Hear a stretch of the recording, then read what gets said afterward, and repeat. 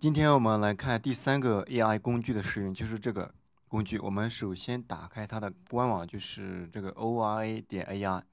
打开之后，我们去注册或者登录。登录的时候，我们使用谷歌账号，然后登录起来之后，我们就会来到这里。在这个地方，我已经创建了一个对话框，其实它之前是没有的。它之前这里显示是 Create a Chatbot，我们点这个地方去创建。点了创建之后，我们就来到这个地方，然后我们给它命名。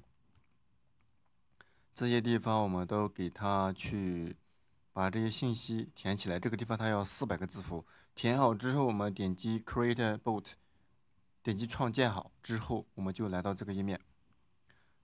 然后我们点击创建，创建完了之后，我们就可以看到，这个是你刚才创建的时候你的这个对话框的名字，然后我们就可以跟它去发送一些信息了。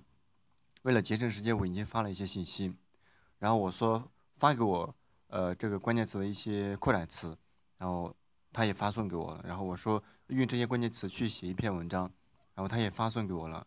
但是这个有一个不足的地方，就是如果我去写汉语的话，它这个地方是不能帮助你去做任何事情的。所以说这个的话可能没有前两个工具好用。但是总之就是你写的这些东西，如果你要去使用的话，最好你是自己去检查一遍，或者说把它去重新改写一下、改编一下。